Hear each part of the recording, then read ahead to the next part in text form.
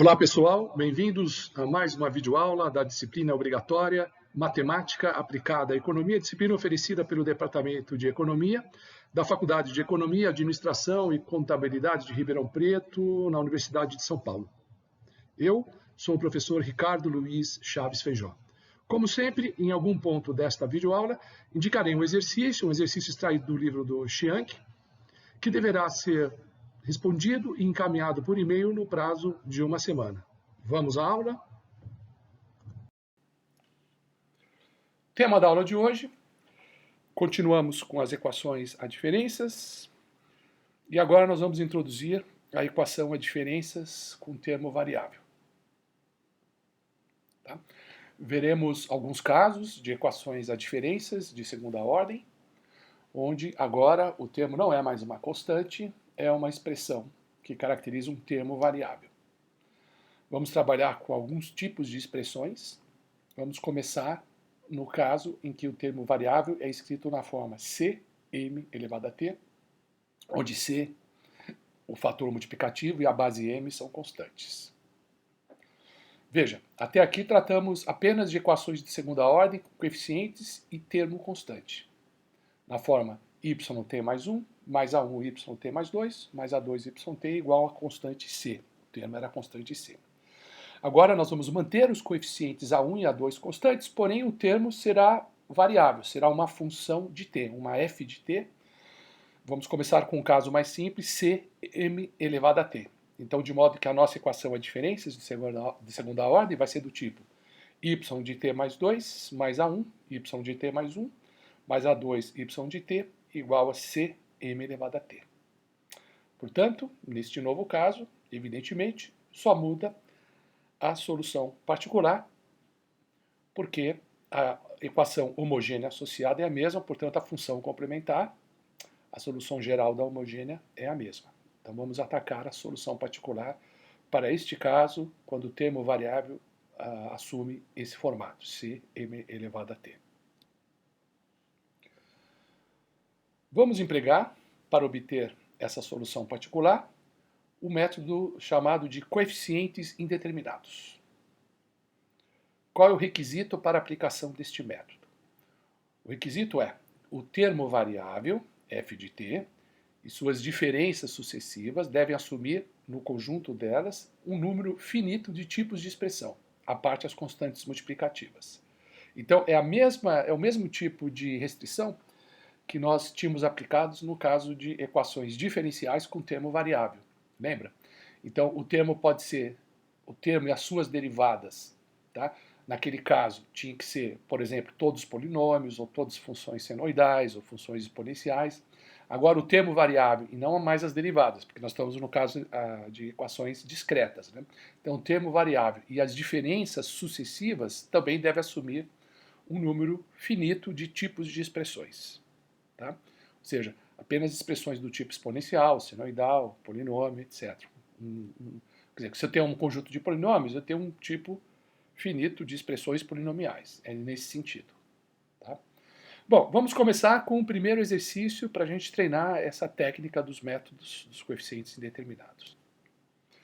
Muito bem, este é o exercício. Seja a equação a diferenças de segunda ordem, y de t mais 2, mais yt mais 1, menos 3 vezes y de t igual a 7 elevado a t. Calcule a solução particular yp. Bom, então vocês estão vendo que se trata de uma equação de segunda ordem, tem um termo variável, né, do tipo Cm elevado a t. No caso, o termo variável é 7 elevado a t, portanto o C é 1 e a base m, no caso, seria 7. Bom, eu vou mostrar que 7 elevado a t resulta em um número finito de tipos de expressões, quando se considera todas as diferenças, de fato, né? Vamos para a primeira diferença, ΔYt, que é yt mais 1 menos yt. Então, vamos aplicar o delta a essa expressão. Né? Então, delta 7 elevado a t é igual, 7 elevado a t mais 1 menos 7 elevado a t. Né? O y de t aí é, como eu estou chamando, da nossa função Cm elevado a t. Né? Então, vamos lá, delta 7 elevado a t fica 7 elevado a t mais 1, menos 7 elevado a t. Eu ponho em evidência o 7 elevado a t, né? Então, o 7 elevado a t mais 1, pondo o 7 elevado a t em evidência, né, pós-multiplicando, fica só o 7, que está entre parênteses. E a outra expressão fica só o menos 1, que é o segundo termo. 7 menos 1, 6, 6, 7 elevado a t. Então, essa é a primeira diferença. Vamos pegar a segunda diferença. É o delta elevado ao quadrado, que seria, isso aí indica a segunda diferença. É um análogo à derivada da segunda. Então, seria o delta elevado a 2. Então, delta elevado a 2 de 7t é o delta do delta de 7t. E o delta de 7t a gente sabe que é 6, 7 elevado a t. Então, é uma delta do 6, 7 elevado a t. Isso fica 6, 7 elevado a t mais 1, menos 6, 7 elevado a t. Eu ponho novamente 7 elevado a t. Agora fica 6, pré-multiplicando, porque aparece o 6 pré-multiplicando os dois termos, então pus o 6 em evidência. E aí continua com 7 menos 1, 7 elevado a t. Então fica 7 menos 1, 6, 6 vezes 6, 36, 36, 7 elevado a t. Né? Então, a segunda expressão é do tipo, é um fator que está multiplicando 7 elevado a t. Né? A primeira diferença deu 6, 7 elevado a t, a segunda diferença, o fator é 36, 36, 7 elevado a t, assim por diante. E você pode continuar isso para as diferenças de ordem mais elevada. Todas as diferenças são múltiplos de 7 elevado a t. Então, há somente um único tipo de expressão, que é a base 7 elevado à variável t. Então, veja, vamos tentar uma solução particular dessa equação que imita o formato do termo. Tá? Então vai ser uma constante, no caso vou chamar B maiúsculo ali, vezes 7 elevado a t. Essa é a solução particular. Quer dizer, a técnica aí é que a solução particular tem a mesma cara do termo. Tá? B 7 elevado a t. E vamos substituir na equação as diferenças. Então fica. Né? Primeira, a equação de diferença era yt mais 2 mais yt mais 1. Né? Menos 3yt é igual a 7 elevado a t. Então, vamos lá. Então, yt mais 2, então é b 7t mais 2. Tá? O segundo termo, yt mais 1, fica b 7 elevado a t mais 1. E o terceiro termo, lembra, era menos 3y de t. Então, fica menos 3, que multiplica b 7 elevado a t. No segundo membro tem um termo que é 7 elevado a t. Então, tudo isso é igual a 7 elevado a t. No primeiro membro, eu ponho o b em evidência, então fica b, pré-multiplicando, e ponho 7 elevado a t em evidência pós-multiplicando. Então, de um lado eu tenho um b, do outro lado eu tenho 7 elevado a t, e dentro dos parênteses, tá certo? Eu tenho lá 7 ao quadrado, que é o que sobrou do primeiro termo, mais 7, que é o que sobra do segundo termo, menos 3. Tá?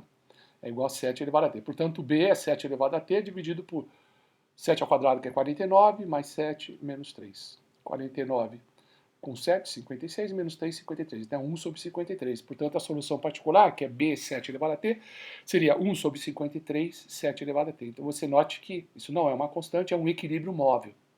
Né? Então, se houver uma oscilação, né, inicial, um desvio inicial na forma oscilatória, ele não tende por uma mesma horizontal. Né? Então, ele tende por uma trajetória que é uma função exponencial. Essa função 1,53 avos, 7 elevado a t. Então, trata-se de um equilíbrio móvel. Então, o exercício indica como seria a solução, né, de um caso mais geral em que o termo é do tipo c m elevado a t. Quer dizer, como seria a solução particular de um caso geral em que o termo é c, é variável e é c m elevado a t. Tá? Então, note que todas as diferenças sucessivas desse termo assumem a mesma forma de expressão b m elevado a t. Tá? Ok? Todas as diferenças sucessivas da solução particular, para ser mais específico, também assumem a forma bm elevado a t. Né? As diferenças sucessivas do termo é uma constante, que vai variando, nós vimos dava 6, depois 36, m elevado a t. O que eu estou dizendo é, todas as diferenças sucessivas da solução particular candidata assumem a mesma forma de expressão b m elevado a t. Tá? Portanto, yt igual a b m elevado a t é a solução particular candidata. Vamos substituir essa solução na equação experimental. Aí o yt é b m elevado a t, então yt mais 1 é b m elevado a t mais 1, mais yt mais 2 é igual a b m elevado a t mais 2, vamos substituir na equação, né, yt mais 2 mais a1, yt mais 1 mais a2, yt igual a c m elevado a t, então fica bmt mais 2 mais a1, bm elevado a t mais 1, mais a2, bm elevado a t igual a c m elevado a t. Portanto, esse b, que é essa constante que multiplica, né, esse fator constante multiplicativo, pondo o b em evidência e cancelando m elevado a t. Então, b é c, que é o que estava no segundo membro, dividido por o que restou no primeiro membro, né, que é o m ao quadrado, mais a1 vezes m mais a2. Tá? E, portanto, a nossa solução particular fica yt é igual a b, que é essa expressão, vezes m elevado a t. Eu já estou multiplicando o m elevado a t no numerador, né, então fica c m elevado a t, e o mesmo denominador, m ao quadrado mais a1, m mais a2. Tá? É claro que essa solução só vale se o denominador for diferente de zero, portanto, m ao quadrado mais a1, m mais a2 tem que ser diferente de zero. Se o denominador se anula, eu não posso mais tentar a solução b, solução particular, b, m elevado a t. Eu tento a segunda solução, que nós já sabemos que o truque é pré-multiplicar por t, né? Então fica b, t, m elevado a t. Se falhar novamente, você tenta b, t ao quadrado, e m elevado a t, e assim por diante, né? Para multiplicar mais uma vez por t. Vamos agora um outro tipo de termo variável. Agora, o termo variável da equação a diferenças de segunda ordem apresenta-se na forma ct elevado a m. Né? Então, vocês percebam que agora a variável independente t aparece na base da potenciação e não no expoente. Esse expoente n é simplesmente um inteiro positivo. Façamos um exemplo à guisa de exercício. Ok? Vamos lá. O exercício, ou exemplo, está aí. Seja a equação a diferenças de segunda ordem, y de t mais 2, mais 5 vezes y de t mais 1, mais 2yt igual a t ao quadrado. No caso, o n aqui é 2. Veja que a base é t, não tem nenhum fator pré-multiplicativo. Tá? O c aqui é igual a 1. Tá? Calcule a solução particular desse caso. Tá? A solução geral da homogênea já conhece, vamos ver o que tem de novidade, né? Que é a busca da solução particular para este termo que agora é variável. Então, um termo na forma de ct elevado a n, o c é 1 e o n é 2. Vamos pegar as três diferenças de t ao quadrado, para ver se dá o mesmo tipo. Né? Então, delta t ao quadrado fica t mais 1 ao quadrado, tá certo? Que eu estou fazendo a variação em t. Veja que a variação em t aparece na base, não no expoente, porque a variável está na base. Então, t mais 1 ao quadrado, né? Menos t ao quadrado. Né? Aí você desenvolvendo a primeira expressão, o quadrado perfeito da primeira expressão, fica t ao quadrado, é o primeiro termo do desenvolvimento, que cancela com menos t ao quadrado.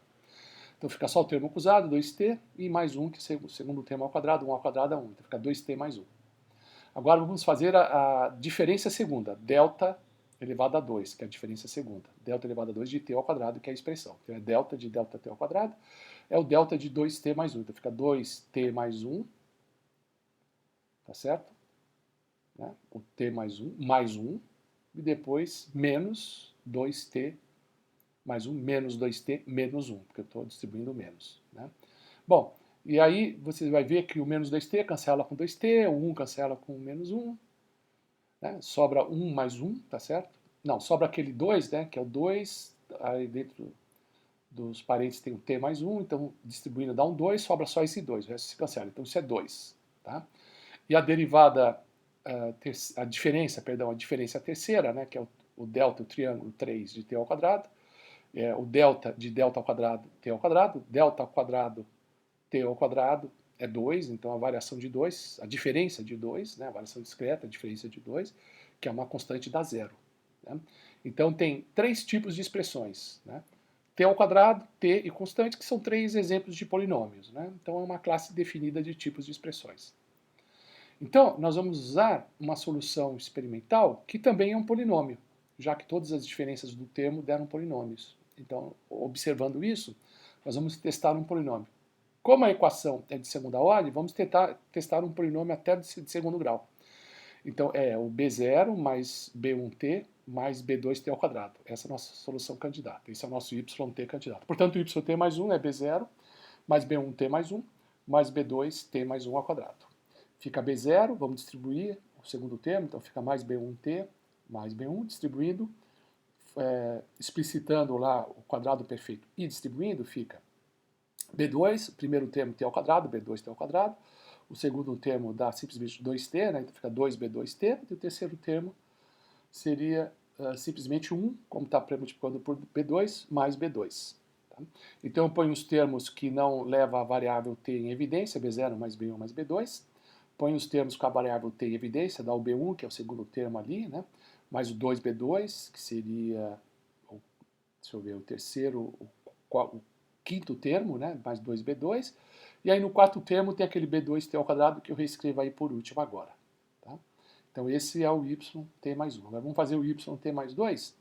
Então a gente pode pegar essa expressão, né, novamente, do YT mais 2, literalmente é B0, né, a mesma expressão do YT, mas para T mais 2. Então YT mais 2 é B0, B1T mais 2, mais 2T mais 2 elevado ao quadrado. Vamos desenvolver isso? Então fica B0, agora distribuindo, né, B1T mais 2B1, e depois resolve aquele quadrado e distribui. Então fica B2t ao quadrado, mais 4B2t, mais 4B2, tá? Ok? Porque o 2 elevado ao quadrado que aparece ali, na hora que, o 2 que aparece ali, na hora que desenvolve fica 4. Então, como está pré-multiplicando por B2, fica mais 4B2. Aí eu ponho todos os termos independentes em evidência, B0 mais 2B1 mais 4B2, ponho tudo isso entre parênteses, tá certo? Depois os termos que são pós-multiplicados por t, b1 mais 4b2t, e finalmente o termo que multiplica, que aparece o t ao quadrado, que é o b2t ao quadrado. Tá? Então nós temos ali yt mais 1 e yt mais 2, e agora a gente substitui a solução candidata na equação as diferenças do exercício. Tá? Então fica yt mais 2 mais 5yt mais 1 mais 2yt. Então coloca lá. Né? Simplesmente a expressão para YT mais 2, escrevo novamente, B0 mais 2B1 mais 4B2, mais B1 mais 4B2 vezes T. A expressão que envolve YT mais 1, mas multiplicando tudo por 5, tá? Porque é 5YT mais 1. Então vamos pegar a expressão lá. Então fica 5, que multiplica B0 mais B1 mais B2, depois 5 que multiplica B1 mais 2, B2t, e o 5 que multiplica B2t ao quadrado. E agora a expressão que envolve duas vezes o YT. Então fica 2B0 mais 2B1t mais 2B2t ao quadrado. Isso é igual ao termo que é t ao quadrado, esse termo variável t ao quadrado. E assim, né, nós vamos agora agrupar todos os termos independentes, que é 8B0, já fazendo, né, aquele B0, depois ele encontra aquele 5B0, né? Tá certo? Que dá 6B0. Que mais? Espera aí, para chegar a 8B0, onde é que está 5B0?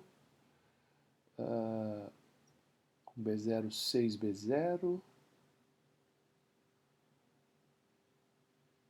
Ah, sim, tem mais aquele 2B0 que aparece ali, né? O antepenúltimo termo. Então 6 com 2, 8B0, depois faz com B1. Vocês vão ver que dá 7B1, depois com B2, 9B2. Depois os termos que multiplica T, né, que só aparece T. Né? Então tem um 4B2 ali, que está multiplicando T. Né? Depois ali tem um 5, 2, 10B2, né, que dá 14. Depois você vai subtraindo, chega lá 8B1 mais 14B2, B2, 14B2, o B1 dá 8B1, 8B1 mais 14B2 vezes T. E t ao quadrado, onde está o t ao quadrado, tem esse 2b2t ao quadrado, que é o último cara ali, com 5, né, dá 7, tem mais um outro b ao quadrado, 8, mais 8b2, né, 8b2t ao quadrado, 8b2, igual a t ao quadrado. Então tem um polinômio no primeiro membro, um polinômio no segundo membro, e se iguala termo a termo. Tá? Como não tem termo independente no segundo membro, então os termos independentes, 8b0 mais 7b1 mais 2b2 é igual a 0. Como não tem nenhum termo que pré-multiplica t, não tem um termo em t, portanto, o que pré-multiplica ali no primeiro membro, 8b1 mais 14b2 igual a 0, e depois o 8b2 é igual a 1, porque no segundo membro, pré-multiplicando o t ao quadrado é 1. Né? Bom, isso dá... bom, se 8b2 é igual a 1, b2 é igual a 1 oitavo, substituir nas outras equações, vocês vão ver que facilmente se calcula que o b0 é 13,256 avos, o b1 fica menos 7 quartos vezes 1 oitavo, né? Né? Dá menos 7 sobre 32 avos. Então a solução particular é, agora escreve o polinômio, então é, vamos lá, b0, 13,256 avos, menos b1, que é menos, mais b1, né, mais 7,32 avos de t, e o b2, tá certo? Que é um oitavo, então fica mais um oitavo t ao quadrado, conforme a gente supôs, a solução é essa. Então é esse polinômio, é a solução particular da equação com termo variável. Ok? Se o termo variável for mais genérico, né, numa potência genérica, c elevado a t elevado a n, tá? Nós vamos tentar como solução particular um polinômio de grau n. Tá? Porque ali, no exemplo anterior, o n era igual a 2. A gente testou um polinômio de grau 2. Se a potência, se o expoente n, tá? O grau n for maior, então a gente faz um polinômio até o grau n. Tá? Então yt seria b0 mais b1t mais b2t ao quadrado, etc., até bn t elevado a n. Se essa solução falhar, se aparecer uma expressão cujo denominador se anula, a gente tenta o segundo caso, que é t vezes esse polinômio todo, t vezes b0 mais b1t mais b2t ao quadrado, etc., mais bnt elevado a n, e se falhar novamente, a gente, ao invés de pré-multiplicar por t, pré-multiplica por t ao quadrado, né? E assim por diante. Ok, vamos para um outro tópico da aula. Nós vimos a equação a diferenças com termo variável, agora vamos ver equações a diferenças lineares de ordens mais altas, que nós já vimos até a segunda ordem, né? O que é uma ordem de uma equação a diferenças? É o número máximo de períodos de defasagem de tempo, ok? Então, numa equação de enésima ordem, numa equação a diferenças de enésima ordem, há um máximo de n defasagens, tá? Então, veremos a solução de uma equação a diferenças de enésima ordem com coeficientes constantes e termo constante. Por exemplo, yt mais n, veja, enésima ordem, mais a1 yt mais n menos 1, etc. A2 yt mais n menos 2, etc. Chega no penúltimo termo, a n menos 1 yt mais 1, mais a n yt, que é o último termo, igual a uma constante. Tá? Então a ordem é mais elevada, mas a gente voltou ao caso de termo constante. Muito bem, vamos começar pela solução particular tentativa. Né? Como o termo é constante, eu posso tentar uma constante. Então a particular é simplesmente a constante k. Então se yt é igual a k, então significa que a gente tem um equilíbrio estacionário, a gente testa essa solução e resolve. Se não der certo, a gente testa o equilíbrio móvel yt igual a kt. Se a solução particular também não funcionar, a gente testa yt igual a kt ao quadrado. Se não funcionar, kt ao cubo e assim por diante. Tá? Então aí dessa maneira a gente calcula a solução particular e depois a gente vai buscar a solução complementar, a função complementar, a solução geral da homogênea. Vamos ter uma nova equação característica, só que note agora, como o grau, como a ordem da equação a diferenças, a equação de diferenças tem ordem n, o nosso polinômio agora não é mais uma equação de segundo grau, é uma equação de enésimo grau, um polinômio de grau n. Tá? Essa é a equação característica. B elevado a n mais a1, b elevado a n menos 1, etc. Mais a n menos 1b mais a n igual a zero. Essa equação característica, de onde se extrai as raízes características, como ela é de grau n, a gente imagina que existam n raízes características, algumas reais, outras complexas, algumas repetidas e outras não, né? E assim por diante. Se tiver raízes complexas, elas sempre aparecem em pares conjugados, não pode ter um número ímpar de raízes complexas, ou tem 2, ou 4, ou 6, etc. Então tá, então esse polinômio apresenta n raízes características bi, i de 1 a n, né? b1, b2 até bn, ok? No caso de raízes reais distintas, se eu tiver raízes reais distintas, eu construo a solução geral da homogênea como sendo yc é simplesmente a somatória de 1 a n, de ai, bi elevado a t. Tá? Como a gente fazia no caso de equações de segunda ordem ou equações características de segundo grau. Se as raízes reais forem repetidas, por exemplo, se eu encontrar duas raízes repetidas, pode ser que eu encontre 3 ou mais, mas suponha que eu encontre 3 raízes repetidas. B1 igual a B2 igual a B3. Então você tem que construir os termos assim, né? A1, B1 elevado a T, né? Que é tudo igual, pode chamar isso, as 3 eu estou chamando de B1, né? Mas a segunda você põe A2, pré-multiplica por T para ser linearmente independente, senão as constantes vão desaparecer, eu tenho um número menor de constante arbitrária, e aí eu não posso usar todas as condições iniciais, né? Porque se eu estou na enésima ordem, eu tenho n condições iniciais, tá certo? O valor da função no instante zero, o valor da defasagem da função, da diferença da função no instante zero, a diferença segunda no instante zero e assim por diante. Né? Então, o segundo termo aí, né, dessa soma é A2T, multiplicando por T, B1 elevado a 3. E o terceiro termo teria que ser A3, a constante arbitrária, T ao quadrado, B1 elevado a T. Tá? Você vai aumentando a ordem da variável o grau da variável que você pré-multiplica, tá? Para ficar todo mundo LI. Se forem raízes complexas, né? Você tem aí pares de raízes complexas conjugadas, imagine que apareça o par Bn-1, Bn. Tá? Então esses dois termos da soma, né, são combinados na expressão trigonométrica, né? Que para equações de diferença a gente sabe, é ERT, onde R é o módulo do complexo, tá? R elevado a T, a n-1, que se associa ao termo n-1, a n-1, cosseno de delta t, onde delta é o ângulo no círculo trigonométrico, mais a n seno de delta, de teta, né, de teta t, teta, o grego é teta. Se eu tiver outro par de raízes complexas, outro par de complexos conjugados, eu uso a mesma ideia, o módulo aí vai ser outro, o teta vai ser outro também, duas outras constantes arbitrárias associadas.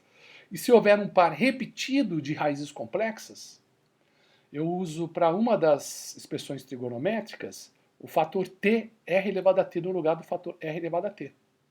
Eu não posso usar o mesmo fator r elevado a t, porque senão as duas expressões senoidais elas ficam linearmente dependentes. E eu acabo eliminando as constantes arbitrárias. Eu continuo com duas constantes arbitrárias e não 4. Né? Então eu tenho que pré-multiplicar por t r elevado a t no lugar de r elevado a t. Tá? Então temos os 3 casos possíveis de raízes, reais distintas, as reais repetidas, pode se repetir n vezes, e as raízes complexas que aparecem aos pares, se repete aos pares. Né? A solução geral é a soma da solução geral e completa é a soma da solução geral da homogênea e a solução particular da equação completa. Ok? No caso da equação a diferenças de enésima ordem, aparece n constantes arbitrárias associadas às n condições iniciais do problema em questão. Muito bem, vamos treinar essa ideia nesse exercício, que é o seguinte: seja a equação a diferença de segunda ordem, perdão, de terceira ordem, né? Y de t mais 3, menos 7 oitavo y de t mais 2, mais 1 oitavo, né? 1 oitavo, y de t mais 1, mais 1 32 avos y de t igual a 9. Calcule a solução geral. Comecemos pela solução particular tentativa, que é simplesmente imaginar yt igual a uma constante, né? Já que essa equação é com termo constante. Né? Bom, então fica, olhando a equação original, fica 1 menos 7 oitavo, mais 1 oitavo, mais 1 sobre 32k igual a 9. Então pus o k em evidência, tá? E ali simplesmente aparece o que seriam os coeficientes. Né? Então o primeiro coeficiente é 1, menos 7 oitavo é o segundo coeficiente, 1 oitavo é o terceiro, 1 32 avos é o quarto coeficiente, depois o k em evidência, igual a 9. Então aí resolve essa soma de frações, põe um 32, que é o máximo múltiplo comum, né, o mínimo múltiplo comum, 32, eu ponho no denominador.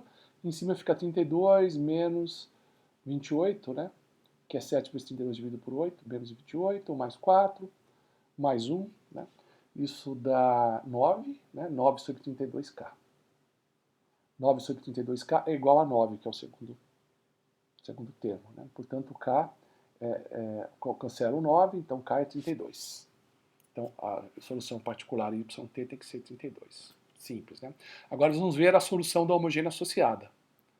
Tá? Então, vamos definir a função complementar, olhando para as raízes da equação característica. Vamos montar a equação característica. Como é de terceira ordem, então fica de terceiro grau, né?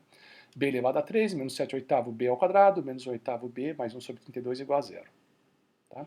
Aí começa a entrar aquele problema de solução de polinômio de grau mais elevado. Né? Aí é um polinômio de terceiro grau. Então tem que fazer exercícios de fatoração. Tá? Então, olha, fatorando, a gente vê facilmente, esse polinômio dá para ser fatorado por b menos meio, vezes b menos meio, vezes b mais 1 oitavo. Tá? Então, nesse caso, o que torna os dois primeiros nulos é meio.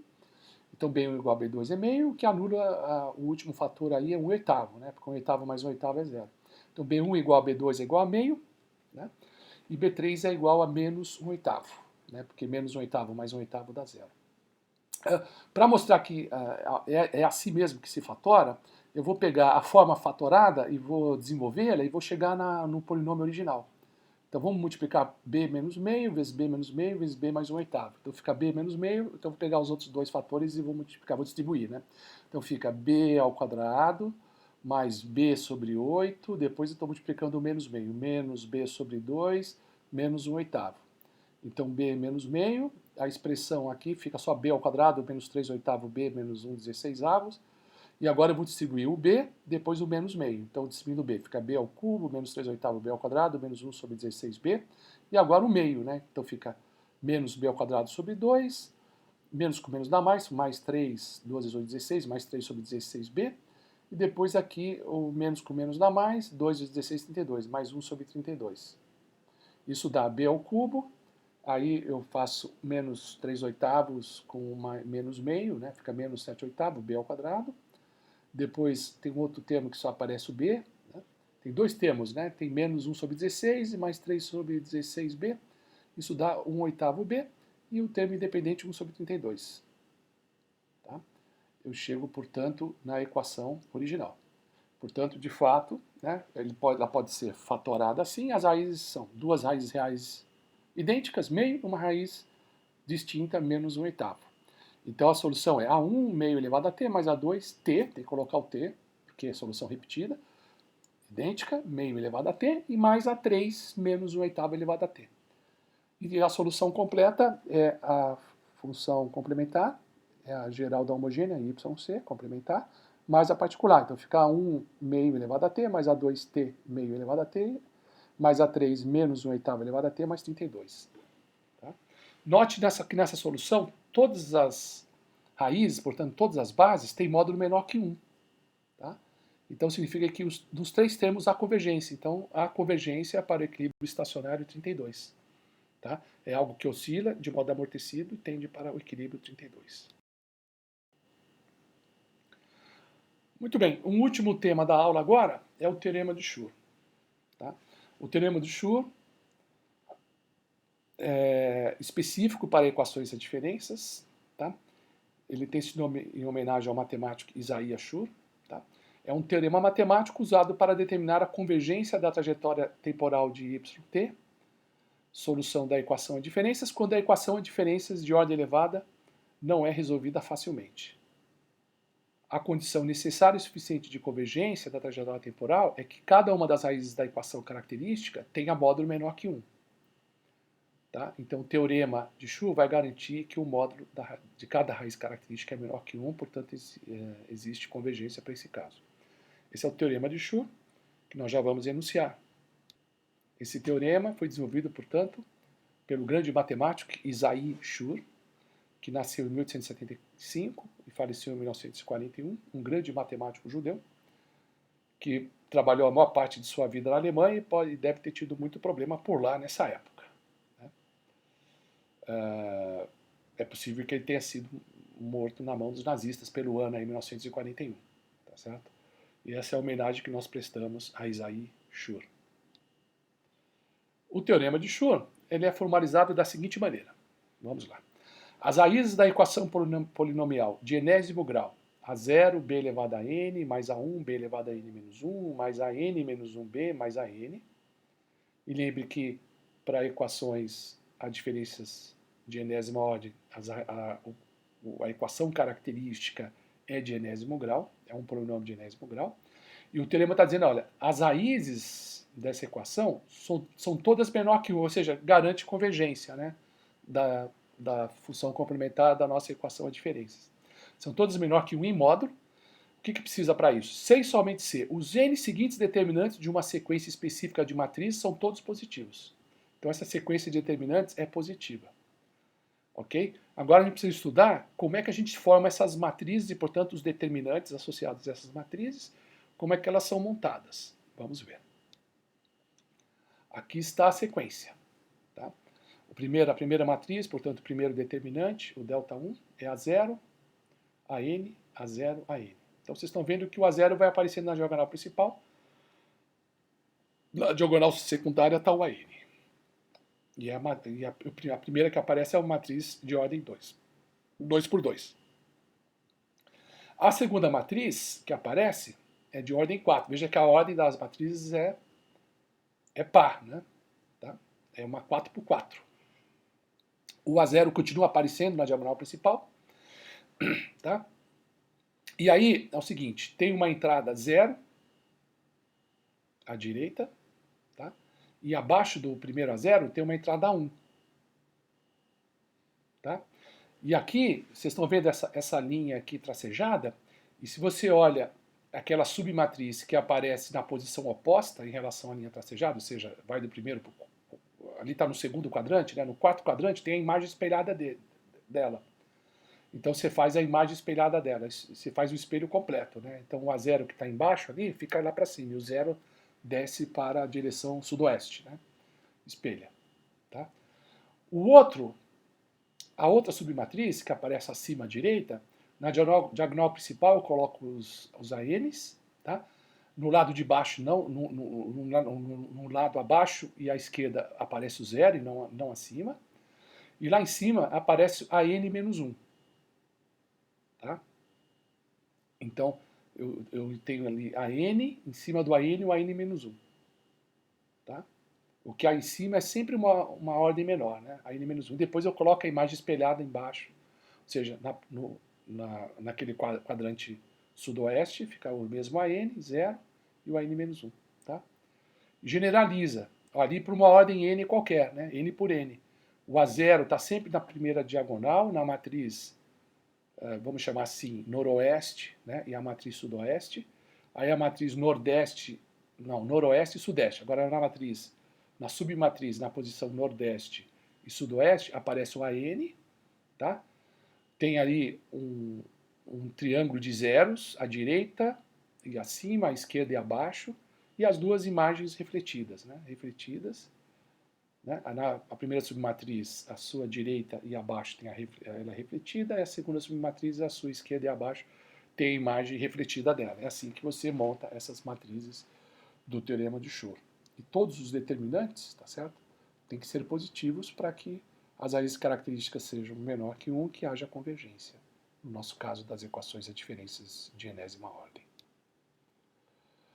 Então observe como são formadas essas matrizes que ensejam os respectivos determinantes. Então na diagonal principal aparecem apenas entradas com A0. A partir da matriz 4 por 4 identificam-se submatrizes. Na primeira submatriz, acima e à esquerda, a entrada nordeste é de zeros ou triângulos de zero. Em cada coluna, as entradas abaixo dos elementos da diagonal principal são coeficientes de índices crescentemente maiores, A1, A2, etc. A submatriz a sudeste, na diagonal principal, é a imagem espelhada desta. Na segunda matriz, acima e à direita, na diagonal principal, aparecem entradas apenas com a N. A entrada sudoeste é de zero, ou triângulos de zero. As entradas acima dos elementos da diagonal principal são coeficientes de índice cada vez menores, a N-1, a N-2, etc. A submatriz a sudoeste, na diagonal secundária, é a imagem espelhada desta. Evidentemente, o teorema de Shor é parecido com o teorema de Hoof. Lembra do teorema de Hoof? A gente usava aquele teorema, Hoof, para avaliar a convergência da trajetória temporal da função complementar associada a equações diferenciais. Recordem também que no teorema de Hoof os determinantes eram outros, né? Recordando, o primeiro determinante era 1, o segundo era 1, A3, A0, A2, o terceiro se colocava 1, A2, A3 na diagonal principal, O quarto continuava andando com os subíndices, né, A1, A2, A3 e A4. E aí tinha aquele critério, né, abaixo dos elementos da diagonal principal, as ordens iam ficando menores, acima ficando maiores. E se a ordem fosse maior do que a dimensão do determinante, aparecia o valor zero, então é aquela regra do teorema de Hoof. É bem diferente da regra do teorema de Schur, tá certo? Mas os teoremas são análogos porque ambos são aplicados para se analisar as raízes da equação característica e determinar a estabilidade, a convergência ou não da função complementar. Né? Em ambos os casos, né, na equação característica, a gente faz o A0 ser 1, né, por convenção, como a gente escreve a equação característica. Né? O termo de ordem mais elevada, a gente põe o coeficiente igual a 1, tá, por construção. Veja que no caso do teorema de Schur, isso não garante, né, que o primeiro determinante tenha o sinal adequado, seja positivo, porque o primeiro determinante não é A0, AN, AN, A0. Então, A0 é 1, né? Então, 1 vezes 1 é 1 menos AN ao quadrado. Tá? Então, o sinal vai depender do módulo de AN. O sinal pode ser positivo, que tem que ser pelo teorema, mas pode ser que dê sinal negativo também. Tá? Então, vejamos agora dois exercícios a título de fixação. Primeiro deles. Dada a equação a diferença de segunda ordem, com coeficientes e termos constantes, tá? Coeficientes e termo, único termo constantes, y mais 2, mais 3y mais 1, mais 2y igual a 12. Veja se existe convergência sem resolvê-la, apenas aplicando o teorema de Schur. Bom, nessa equação A0 é igual a 1, A1 é igual a 3 e A2 é igual a 2. Portanto, o ΔI, primeiro determinante, é A0, A0, A2, A2, fica 1, 1, 2, 3. Olha, isso aí deu menos 3, porque é 1 menos 4. Menos 3, menor que 0, que viola o teorema de Schur. Consequentemente, viola a condição de convergência.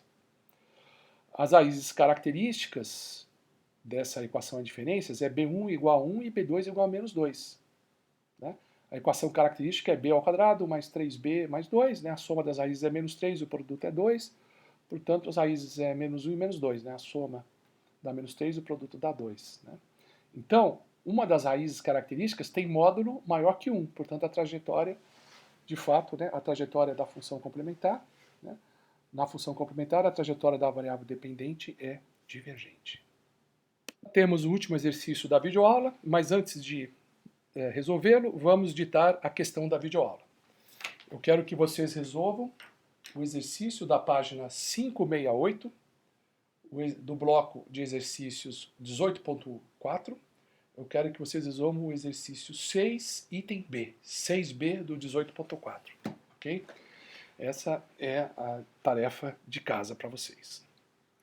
Exercício, então. Dada a equação a diferenças de segunda ordem, com coeficientes e termos constantes, yt mais 2 mais 1 sexto de yt mais 1 menos 1 sexto de yt igual a 2, veja se existe convergência sem resolvê-la, apenas aplicando o teorema de Schur, até porque nós já resolvemos essa equação.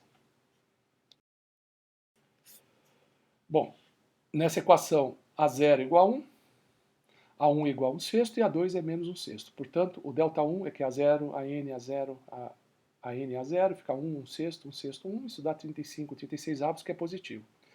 O segundo determinante, de ordem 4 por 4, você substitui lá os coeficientes, tá certo? Tá?